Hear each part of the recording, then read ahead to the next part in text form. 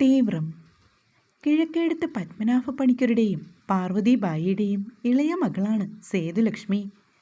MBA അവസാന വർഷ വിദ്യാർത്ഥിനിയാണ് സേതു. സേതുവിന് മൂത്തതായി 2 ഏട്ടന്മാരുണ്ട്. മൂത്ത ഏട്ടനായ അനന്തകൃഷ്ണൻ്റെ വിവാഹം കഴിഞ്ഞു. ഭാര്യ ഇന്ദു. രണ്ടാമത്തെ ഏട്ടനായ നവനീത് എഞ്ചിനീയറാണ്. അവിവാഹിതനാണ് അയാൾ. സർക്കാർ സർവീസിൽ നിന്നും വിരമിച്ച പത്മനാഭ പണിക്കർ സ്വൈര്യ ജീവിതം നയിക്കുകയാണ്. വീട്ടമ്മയാണ് പാർവതിബായി. ഇത്രയും പേരാണ് കിഴക്കേടത്തെ അംഗങ്ങൾ. സേതു അവിടെ കോളേജിൽ പോകാൻ ഇറങ്ങാറായില്ലേ കുട്ടി? സേതു, പത്മനാഭ പണിക്കർ അകത്തേക്ക് നോക്കി വിളിച്ചു. അമ്മേ, അവളോട് ഇറങ്ങാൻ പറയേ. എനിക്കിന്ന് രാവിലെ ബാങ്കിൽ ഒരു അടിയന്തര മീറ്റിംഗ് ഉണ്ട്. അനന്തകൃഷ്ണൻ കാർ സ്റ്റാർട്ട് ചെയ്തിട്ടിരിക്കുകയാണ്. ഇന്ദു, അവളെ ഒന്ന് വിളിക്ക്. അയാൾ ഭാര്യയെ നോക്കി. സേതു. അപ്പോഴേക്കും അകത്തു നിന്നും സേതു ഇറങ്ങി വന്നു. ഏടത്തി, ഈ മുടിയുടെ അറ്റത്തേക്ക് ക്ലിപ്പൊന്ന് ഇട്ടേ. അവൾ നീണ്ട മുടി പുറത്തേക്ക് കോതിയിട്ടുകൊണ്ട് പറഞ്ഞു. ഇന്ദു വേഗം തന്നെ ക്ലിപ്പെടുത്തിട്ടു. നീ വരുന്നുണ്ടോ? ഇല്ലെങ്കിൽ പറ, എനിക്ക് പോണം. അനന്തകൃഷ്ണൻ ചുണ്ടിയെടുത്തു. ഇന്ദുവിൻ്റെ നെറ്റിയിലെ പൊട്ടെടുത്ത് തൻ്റെ നെറ്റിയിലേക്ക് ഒട്ടിച്ചുകൊണ്ട് ഇന്ദുവിനൊരു ഉമ്മയും കൊടുത്ത് അവൾ വേഗം ഉമ്മറത്തേക്ക് ഇറങ്ങി. പെട്ടെന്ന് എന്തോ ഓർത്തതുപോലെ അവൾ വേഗം തിരികെ വന്നു. പത്മനാഭ പണിക്കർക്കും ഒരു മുത്തം കൊടുത്തു. അച്ഛാ, ഇറങ്ങട്ടെ എന്നു പറഞ്ഞവൾ ഓടി കാറിൽ കയറി. ഇന്ദുവിനെ നോക്കി അനന്തകൃഷ്ണൻ കൈവീശി കാണിച്ചു. കാർ മുന്നോട്ടെടുത്തു പോയി. ആനന്ദേട്ടൻ കല്യാണം കഴിഞ്ഞത് പിന്നെ ഇത്തിരി ജാടയൊക്കെ ആയിട്ടോ? സേതു പറഞ്ഞത് കേട്ട് അവൻ ചിരിച്ചു. ഒന്ന് പോടി, നിൻ്റെ ഒരു കാര്യം. 100 കൂട്ടം പ്രശ്നങ്ങളാണ് ജോലിക്കിടയിലുള്ളത്.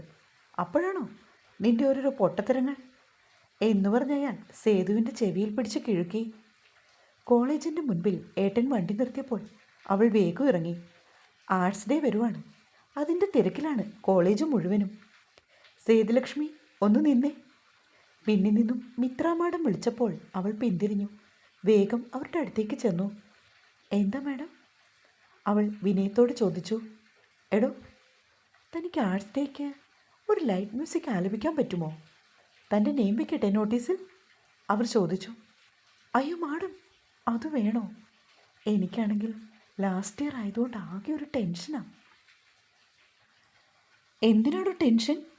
തനിക്ക് നല്ല കഴിവുള്ള കുട്ടിയല്ലേ, താൻ പ്രിപ്പയർ ആയിക്കോളൂ പറഞ്ഞുകൊണ്ട് മാഡം നടന്നു പോയി. College beauty. സേതു വരാന്തയിൽ കൂടി പോകുമ്പോൾ ആരോ വിളിക്കുന്നത് കേട്ടവൾ തിരിഞ്ഞു നോക്കാൻ സമയമില്ലാത്തതിനാൽ അവൾ തൻ്റെ ക്ലാസ് റൂം ലക്ഷ്യമാക്കി വേഗം നടന്നു. മാത്യു സാർ ഇപ്പോൾ വരും. ഫസ്റ്റ് പീരീഡ് തന്നെ ബോറാണ്.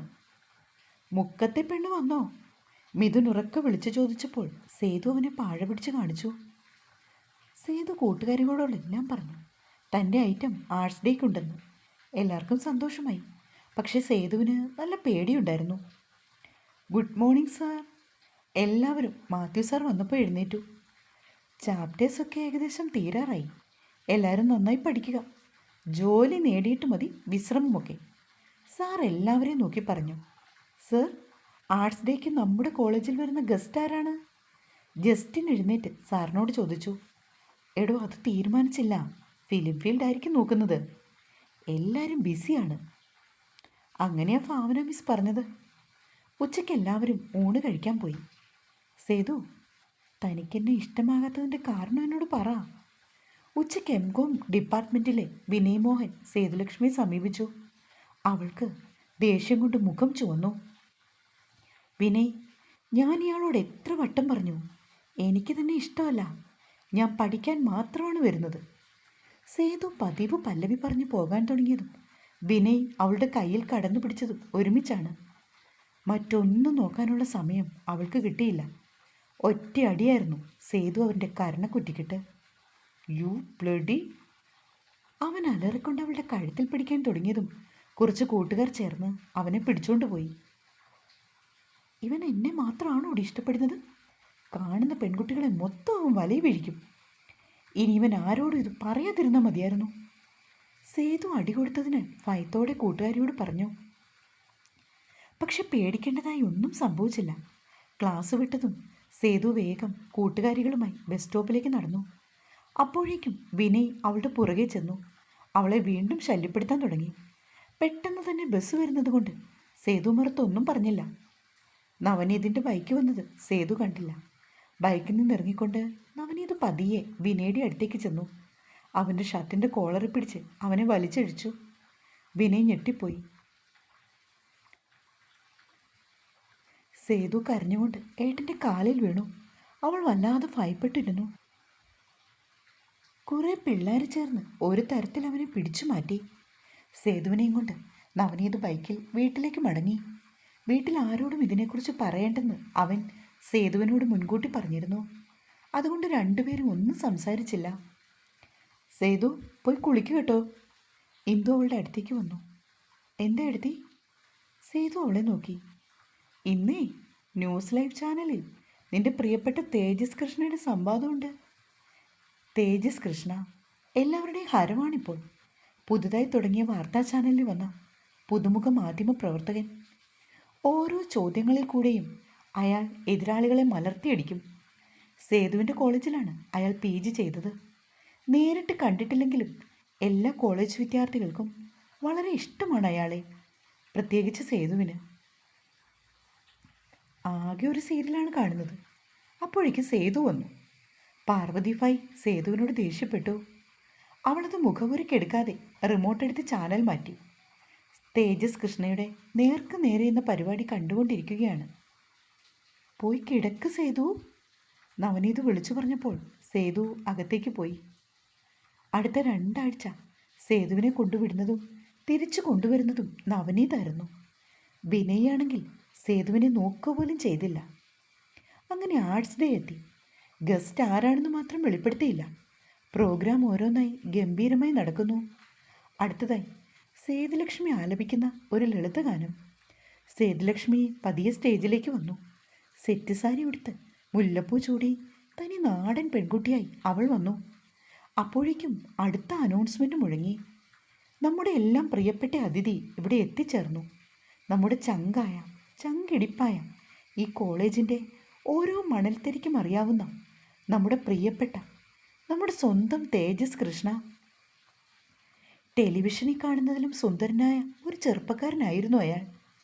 കുറേ കുട്ടികൾ ചേർന്ന് പൊക്കിയെടുത്തുകൊണ്ടാണ് തേജസ് കൃഷ്ണയെ സ്റ്റേജിൽ കൊണ്ടുവന്ന് നിർത്തിയത്. കോളേജ് പ്രിൻസിപ്പൽ എഴുന്നേറ്റ് എന്ന് വെൽക്കം നോട്ട് അവതരിപ്പിച്ചു. തേജസ് കൃഷ്ണയെ കസേരയിലെത്തി. സേതുലക്ഷ്മി പകച്ചു നിൽക്കുകയാണ്. കാണുന്നതെല്ലാം സത്യമാണോ എന്ന് അവൾക്ക് വിശ്വസിക്കാൻ പ്രയാസം തോന്നി. അടുത്തതായി സേതുലക്ഷ്മി ആലപിക്കുന്ന ലൈറ്റ് മ്യൂസിക്. അത് കേട്ടതും തേജസ് കൃഷ്ണൻ ചെരിഞ്ഞ് തന്നെ നോക്കുന്നത് അവൾ കണ്ടു. അയാൾ ഒന്ന് മന്ദഹസിച്ചുവോ, അതോ തൻ്റെ തോന്നലാണോ? അവൾ ശങ്കിച്ചു. അവൾക്ക് വിറച്ചിട്ട് ഒരടി പോലും നടക്കാൻ പറ്റുന്നില്ല. ഒരു തരത്തിൽ അവൾ മൈക്കിൻ്റെ മുൻപിൽ വന്നു. ഗണപതി ഭഗവാനെ, ഈ 1-ാം തീയതി ഒരു നാളികേരം ഒടിച്ചേക്കാം, ശക്തി തരണേ എന്ന് നേർന്നുകൊണ്ട് അവൾ അതിമനോഹരമായി പാടി. വിനയ് ഏറ്റവും പിന്നിലായി നിന്നുകൊണ്ട് കേട്ടു സേതുവിൻ്റെ സംഗീതം. അവൾ പാടിക്കഴിഞ്ഞതും തേജസ് കൃഷ്ണൻ എഴുന്നേറ്റ് അവൾക്ക് ക്ഷയിക്കാൻ കൊടുത്തതും പെട്ടെന്നായിരുന്നു. അവളുടെ തണുത്തു വിറച്ച കൈകളിൽ അയാളുടെ കൈയുടെ ഇളം ചൂട് ആശ്വാസം നൽകി. അവളുടെ ഓരോ രോമകൂപങ്ങളും അടിമുടി പൂത്തുപോയി. നന്നായി പാടി കേട്ടോ. എല്ലാവരും അവളെ അഭിനന്ദിച്ചു. എടി, നിന്റെ ആരാധനാമൂർത്തിയെ നേരിൽ കണ്ട നീ സന്തോഷവതിയായോ? സംഗീത ചിരിച്ചുകൊണ്ട് സേതുവിൻ്റെ അരികിലേക്ക് വന്നു. ഇയാൾ കെട്ടിയതാണോടി? സേതു കൂട്ടുകാരിയെ നോക്കി. അതേടി, കഴിഞ്ഞെന്നാ എനിക്ക് തോന്നേ. സംഗീതയുടെ മറുപടി കേട്ടതും സേതുവിൻ്റെ മുഖം വാടി. അയാൾ ഷെയ്ക്കാൻ്റെ തന്ന കൈകൾ അവൾ പതിയെ ചുണ്ടോടടുപ്പിച്ചു. എന്തേ തൻ്റെ കണ്ണ് നിറഞ്ഞതെന്ന് മാത്രം അവൾക്ക് പിടികിട്ടിയില്ല. പരിപാടി കഴിഞ്ഞപ്പോൾ ഇത്തിരി വൈകിയിരുന്നു. എല്ലാവരും ഓട്ടോഗ്രാഫ് മേടിക്കുന്ന ബഹളത്തിലാണ്. കല്യാണം കഴിഞ്ഞ ഇവൻ്റെ ഓട്ടോഗ്രാഫ് എനിക്കെന്തിനാ? മനസ്സിൽ ഓർത്തുകൊണ്ട് സേതു അവിടെ തന്നെ നിന്നു. തിരക്കും ബഹളവും ഒക്കെ ഒതുങ്ങിയപ്പോൾ സേതു പതിയെ അവിടേക്ക് ചെന്നു. എന്തായാലും തനിക്കും വേണം ഒരു ഓട്ടോഗ്രാഫ്. അവസാനം അവൾ തീരുമാനിച്ചു. സ്റ്റേജിൽ തിരക്കുണ്ടെങ്കിലും അധികം ആളുകളൊന്നുമില്ല. അവൾ ചെന്നപ്പോൾ തേജസ് കൃഷ്ണ അവളെ നോക്കി ചിരിച്ചു. മനോഹരമായി പാടി കേട്ടോ ഇയാൾ. സേതുവിനെ അഭിനന്ദിച്ചപ്പോൾ അവൾക്ക് വളരെ സന്തോഷമായി. അവൾ അയാളുടെ അടുത്തേക്ക് വന്നു. Sir, autograph. എന്ന് പറഞ്ഞതും കറണ്ട് പോയത് ഒരുമിച്ചായിരുന്നു. സേതുലക്ഷ്മിയെ ആരോ പിടിച്ച് തേജസ് കൃഷ്ണയുടെ അടുത്തേക്ക് തള്ളിയിട്ടു. ശക്തമായ തള്ളലിൽ അവൾ അയാളുടെ ദേഹത്താണ് വീണത്. കുതറി മാറുവാൻ ശ്രമിച്ച സേതുവിനെ വീണ്ടും ആരോ അയാളിലേക്ക് തള്ളിയിട്ടു. രണ്ടുപേരും ബാലൻസ് തെറ്റി നിലത്തേക്ക് വീണു.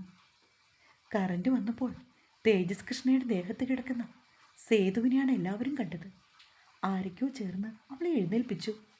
അതിനുശേഷമാണ് അയാളെ പിടിച്ചേൽപ്പിച്ചത്. കരുതി കൂട്ടിയതുപോലെ പിന്നിൽ നിന്നും കുറേ ആൺകുട്ടികൾ കൂവി. സേതു പൊട്ടിക്കരഞ്ഞുകൊണ്ട് ഇറങ്ങിപ്പോയി. അനന്തകൃഷ്ണൻ വന്നാണ് അവളെ കൂട്ടിക്കൊണ്ടു പോകുവാൻ. അവൾ ഉണ്ടായ സംഭവങ്ങളെല്ലാം ആനന്ദേട്ടനോട് പറഞ്ഞു. അയാൾ അവളെ സമാധാനിപ്പിച്ചെങ്കിലും അവൾക്ക് സങ്കടം അണപൊട്ടി ഒഴുകി. രാത്രിയിൽ സംഗീത അവളുടെ ഫോണിലേക്ക് വിളിച്ചു. നെറ്റിലെല്ലാം തേജസ് കൃഷ്ണയും അയാളുടെ കാമുകിയും കെട്ടിമറിയുന്ന രംഗങ്ങൾ കാണിക്കുന്നുണ്ടെന്നാണ് സംഗീതയിൽ നിന്ന് അവൾ അറിഞ്ഞത്. വേഗം തന്നെ അവൾ ഫോണെടുത്തു. നെറ്റ് ഓൺ ചെയ്ത് സേതു ഞെട്ടിപ്പോയി. തേജസ് കൃഷ്ണൻ്റെ ദേഹത്ത് കിടക്കുന്ന സേതുലക്ഷ്മി. വീഡിയോ കണ്ടാൽ അയാളുടെ ആരായാലും സംശയിച്ചു പോകും. ഇവരെ രണ്ടുപേരെയും തേജസിൻ്റെ ദേഹത്ത് പറ്റിച്ചേർന്ന് കിടക്കുന്ന ഫോട്ടോയാണ് നവമാധ്യമങ്ങളിലെല്ലാം കൂടി ഇപ്പോൾ വന്നുകൊണ്ടിരിക്കുന്നത്. താനിനി എങ്ങനെ മറ്റുള്ളവരുടെ മുഖത്ത് നോക്കും? എങ്ങനെ ഇനി ആ കോളേജിലേക്ക് പോകും? ഓർത്തപ്പോൾ അവൾക്ക് കണ്ണു നിറഞ്ഞു. എന്ത് തെറ്റാണ് ഭഗവാനെ ഞാൻ ചെയ്തത്? ലളിതഗാനം ആലപിക്കാൻ കയറിയ ആ നശിച്ച നിമിഷത്തെ അവൾ മനസ്സാൽ ശപിച്ചു. ഇതെല്ലാം കണ്ട് തേജസ് കൃഷ്ണയുടെ ഭാര്യ ഇനി എന്തെല്ലാം പ്രശ്നങ്ങൾ ഉണ്ടാക്കും? അയാളുടെ കുടുംബജീവിതത്തെ ബാധിക്കില്ലേ ഇത്? ആ സ്ത്രീ തന്നെ ശപിക്കില്ലേ? ഉറങ്ങാൻ കഴിയാതെ അവൾ തിരിഞ്ഞും മറിഞ്ഞും കിടന്നു. കിഴക്കേടത്ത് വീട് ഉണർന്നത് മരണ തുല്യമായിട്ടാണ്. ഫോൺ എടുത്ത് ഓഫ് ചെയ്തു. പത്മനാഭപ്പണിക്കർ നവനീതിനെ നോക്കി ദേഷ്യപ്പെട്ടു. എല്ലാ ബന്ധുക്കളും മാറി മാറി വിളിച്ചുകൊണ്ടിരിക്കുകയാണ് കാലത്തെ മുതൽ. സമാധാനം പറഞ്ഞു മടുത്തു വീട്ടിലുള്ള ഓരോരുത്തരും. എന്തൊരു വിധിയാണിത് എൻ്റെ ശ്രീപത്മനാഭ! പാർവതിഭായി കരയുകയാണ്. അമ്മ സമാധാനമായിരിക്കുക, എല്ലാം ശരിയാകും. എന്തോ അവരെ ആശ്വസിപ്പിക്കാൻ ശ്രമിച്ചു. സേതു ഇതുവരെ കിടക്കയിൽ നിന്ന് എഴുന്നേറ്റിട്ടില്ല. കരഞ്ഞു കലങ്ങിയ അവളുടെ മുഖത്തേക്ക് നോക്കിയപ്പോൾ എല്ലാവർക്കും സങ്കടമായി. പക്ഷെ എന്തു ചെയ്യാൻ? ഒരു പെൺകുട്ടിയുടെ ജീവിതമല്ലേ മാറി മറിഞ്ഞത്. TV ന്യൂസിലെല്ലാം കാണിക്കുന്നുണ്ട്. തേജസ് കൃഷ്ണയുടെ ഇമേജ് തകർക്കാൻ ആരോ ശ്രമിച്ചതാണ്. ഈ പെൺകുട്ടിയുടെ പിന്നിൽ ആരെങ്കിലും ഉണ്ടോ? ഇതൊക്കെയാണ് മാധ്യമങ്ങൾ ചർച്ച ചെയ്യുന്നത്. ഉച്ചയോടുകൂടി കോളേജിൽ നിന്ന് അധ്യാപകരും അവളുടെ കുറച്ച് സുഹൃത്തുക്കളും ഒക്കെ വന്നു. സേതുലക്ഷ്മിയെ ഞങ്ങൾക്ക് എല്ലാവർക്കും അറിയാം. കുട്ടിയെപ്പോലെ വിദ്യാഭ്യാസമുള്ളവർ ഇതിനെക്കുറിച്ചോർത്ത് കരയുവാണോ ചെയ്യുന്നത്? മോളെ, നീ കുറച്ചുകൂടി ബോൾഡാവണം. എന്നിട്ട് ഇതിനെയൊക്കെ നേരിടണം. മാത്യു സാറാണ് അവളോട് സംസാരിക്കുന്നത്. മോളെ, എന്തുമാത്രം കഴിവുള്ള വ്യക്തിയാണ് തേജസ്. ആ ചെറുപ്പക്കാരൻ എല്ലാവരുടെയും ക്ഷണം സ്വീകരിച്ച് സ്വന്തം വിദ്യാലയമായി ഇവിടെ എത്തിയിട്ട് എന്തൊക്കെ കോലാഹലമാണ് നടന്നത്. ഇയാളുടെ ഇമേജ് തകർന്നില്ലേ? മോൾ അതുകൂടി ഒന്ന് ഓർത്തേ. എല്ലാവരും ഒരുപാട് നേരം സംസാരിച്ചു. ശേഷം സേതുലക്ഷ്മി സാധാരണഗതിയിലേക്ക് വന്നു. 2-3 ദിവസം കൊണ്ട് എല്ലാം ഒന്ന് ശാന്തമായി. സേതുലക്ഷ്മി പക്ഷേ കോളേജിലേക്ക് പോകാൻ കൂട്ടാക്കിയില്ല. ഒരാഴ്ച കൂടി കഴിഞ്ഞു വന്നാൽ മതിയെന്നാണ് എല്ലാവരും അവളോട് പറഞ്ഞത്. തേജസ് കൃഷ്ണയുടെ ഒരു പരിപാടിയും അതിനുശേഷവും ചാനലിലില്ലായിരുന്നു. ഇന്ദുവിൻ്റെ സഹോദരൻ്റെ വിവാഹമാണിന്ന്. ഇന്ദു അനന്തനും തലേദിവസം പോയി. ബാക്കി എല്ലാവരും വിവാഹ ദിവസം പോകുവാനുള്ള ഒരുക്കത്തിലാണ്. സേതുവിനെ മാത്രം എത്ര ശ്രമിച്ചിട്ടും അവർക്ക് കൊണ്ടുപോകാൻ കഴിഞ്ഞില്ല. ഞായറാഴ്ച ആയതിനാൽ നവനീതുമുണ്ട് വിവാഹത്തിന് പോകാൻ. 9 മണിയോടുകൂടി പത്മനാഭപ്പണിക്കരും ഭാര്യയും മകനും കൂടി ഇന്ദുവിൻ്റെ വീട്ടിലേക്ക് പുറപ്പെട്ടു. സേതുലക്ഷ്മി മാത്രമായി വീട്ടിൽ. വെറുതെ ഇരുന്ന് മുഷിഞ്ഞപ്പോൾ അവൾ പതിയെ തയ്യൽ മെഷീൻ്റെ അടുത്തേക്ക് ചെന്നു. ഒരു ചുരിദാർ തയ്ക്കുകയാണവൾ. കുറച്ച് സമയം കഴിഞ്ഞപ്പോൾ മുറ്റത്തൊരു കാർ വന്നു. ജനാലയിൽ കൂടി നോക്കിയപ്പോൾ ആരാണെന്ന് മനസ്സിലായില്ല അവൾക്ക്. അവൾ വാതിൽ തുറന്ന് മുറ്റത്തേക്ക് ഇറങ്ങി. 50നോടടുത്ത് പ്രായമുള്ള ഒരു പ്രൗഢയായ സ്ത്രീ മുൻവശത്തെ ഡോർ തുറന്ന് വണ്ടിയിൽ നിന്ന് ഇറങ്ങി. ആരാണെന്നൊരു എത്തുംപിടിയും കിട്ടുന്നില്ലല്ലോ, സേതുവിന് തോന്നി. അവർ സേതുവിൻ്റെ അടുത്തേക്ക് വന്നു. കാർ ഒതുക്കിയിടുകയാണ് ഡ്രൈവർ. എന്നെ മനസ്സിലായി കാണില്ലല്ലോ അല്ലേ മോളെ? അവർ വന്ന് സേതുവിൻ്റെ കരം ഗ്രഹിച്ചു. എനിക്ക് അകത്തേക്ക് വരാൻ പറ്റുമല്ലോ അല്ലേ? എവിടെ അച്ഛനും അമ്മയൊക്കെ? അവർ സേതുവിനോട് ചോദിച്ചു. അവർ ആരും ഇവിടെ ഇല്ല. ഒരു വിവാഹത്തിന് പോയതാണ്. എനിക്ക് ആരാണെന്ന് പിടികിട്ടിയില്ല കേട്ടോ, സേതു വിനയത്തോടെ പറഞ്ഞു. മോൾ ഇവിടെ ഇരിക്ക്, ഞാൻ എല്ലാം പറയാം എന്ന് പറഞ്ഞ ആ സ്ത്രീ സേതുവിനെ പിടിച്ച് ഉമ്മർത്ത് കിടന്ന കസേരയിലിരുത്തി. അവർ സേതുവിനെ നോക്കി അതീവ വാത്സല്യത്തോടെ അവളെ തഴുകി. മോളെ, ഞാൻ തേജസിൻ്റെ അമ്മയാണ്. എൻ്റെ മകൻ വിട്ടതാണ് എന്നെ ഇങ്ങോട്ട്. അവർ പറഞ്ഞ വാക്കുകൾ സേതുലക്ഷ്മിയിൽ ഒരു ഞെട്ടൽ ഉളവാക്കി. മോളെ, എൻ്റെ മകൻ മനസ്സാ വാച അറിയാത്ത കാര്യമാണ് ഈ നടന്നതെല്ലാം. അത് മോളോട് ഞാൻ പറയേണ്ട കാര്യമില്ലല്ലോ. ആ സംഭവത്തിന് ശേഷം എൻ്റെ കിച്ചു ആകെ വിഷമത്തിലാണ്. അവൻ്റെ ഭാവിയാണ് ആ വീഡിയോ തകർത്തത്. വളരെ താല്പര്യത്തോടെയാണ് എൻ്റെ കുട്ടി ആ കോളേജിൽ വന്നത്. ആ ദിവസം എല്ലാം മാറി മറിഞ്ഞില്ലേ? അവർ കണ്ണു തുടച്ചു. അവനാണെങ്കിൽ ഇങ്ങനെയൊക്കെ സംഭവിച്ചതിന് നല്ല വിഷമമുണ്ട്. ഒരു ഉറുമ്പിനെ പോലും നോവിക്കാതെ എൻ്റെ കിച്ചു മോളുടെ ജീവിതം കൂടി ആണല്ലോ ഞാനിന്മേൽ കളിയായതെന്ന് പറഞ്ഞ് ഒരുപാട് സങ്കടപ്പെട്ടു. മോളെ വന്ന് കാണുവാനും കഴിഞ്ഞതെല്ലാം മറന്ന് കോളേജിൽ പോകുവാനും പറയാനാണ് ഞാൻ വന്നത്. എന്നെ എൻ്റെ മകനാണ് ഇങ്ങോട്ട് വിട്ടത്. കുറച്ച് സമയം കൂടി സംസാരിച്ച ശേഷം അവർ പോകാനായി എഴുന്നേറ്റു. ഇതിനോടിടയ്ക്ക് സേതുലക്ഷ്മി അവർക്ക് കുടിക്കുവാൻ ചായയും സ്നാക്സും ഒക്കെ കൊടുത്തിരുന്നു. പെട്ടെന്ന് തന്നെ അവൾ ആ സ്ത്രീയുമായിട്ട് വളരെയധികം അടുത്തു. എന്നാൽ ഞാൻ ഇറങ്ങട്ടെ, അടുത്ത ദിവസം മോള് ക്ലാസ്സിൽ പോയി തുടങ്ങണം എന്നെല്ലാം പറഞ്ഞ് അവളെ ചേർത്ത് പിടിച്ചുകൊണ്ട് അവരിറങ്ങി.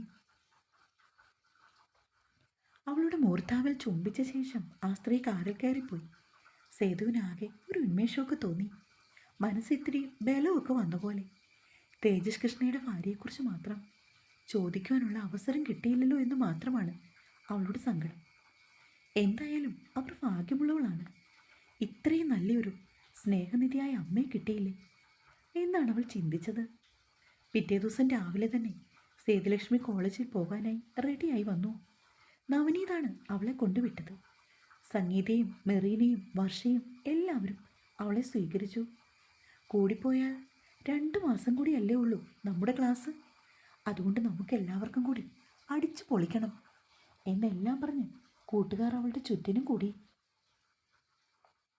കുറച്ച് ദിവസം അവധിയെടുത്തതിനാൽ കുറേ നോട്ട്സ് എഴുതിയെടുക്കാൻ സേതുവിനുണ്ടായിരുന്നു. അതെല്ലാം കഴിഞ്ഞപ്പോൾ കുറച്ച് വൈകി. വൈകിട്ട് നവനീത് ഓഫീസിൽ തിരക്കായിരുന്നതുകൊണ്ട് അവളെ കൂട്ടിക്കൊണ്ടുവരാൻ സാധിക്കില്ലായിരുന്നു. സംഗീതയുമായിട്ട് ബസ്സിൽ പോകാനാണ് അവൾ തീരുമാനിച്ചത്. ബസ് സ്റ്റോപ്പിലേക്ക് നടക്കുമ്പോൾ സംഗീതയുടെ അമ്മാവൻ ബൈക്കുമായി വന്നു. സംഗീത എങ്ങനെ അയാളുടെ കൂടെ സേതുവിൻ്റെ സമ്മതത്തോടെ കയറിപ്പോയി. ബസ് സ്റ്റോപ്പിലാണെങ്കിൽ കുറച്ച് ആൺകുട്ടികൾ മാത്രമുള്ളൂ. ബാക്കി എല്ലാവരും പോയിരിക്കുന്നു.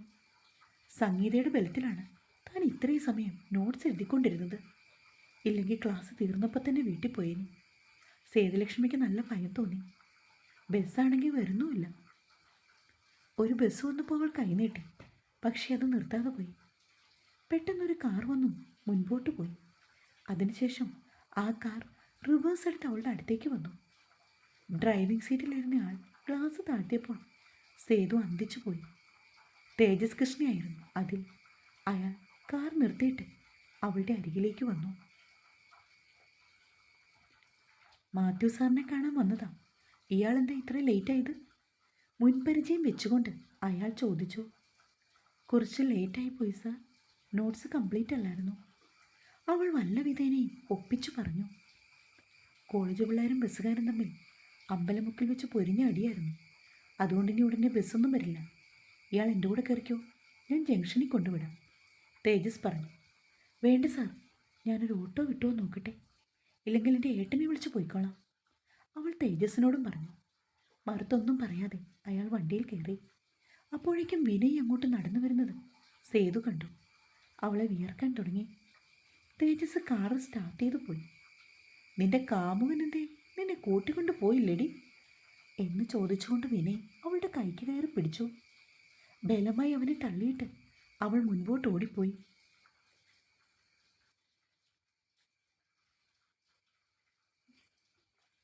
തേജസിൻ്റെ കാറിൻ്റെ മുൻപിലേക്ക് ഒരു പൂച്ച എടുത്ത് ചാടിയപ്പോൾ അയാൾക്ക് വണ്ടി പാളിപ്പോയി. പെട്ടെന്ന് തന്നെ അയാൾ സഡൻ ബ്രേക്ക് ഇട്ടപ്പോൾ കാറ് ഒരു മുരൾച്ചയോടെ നിന്നു.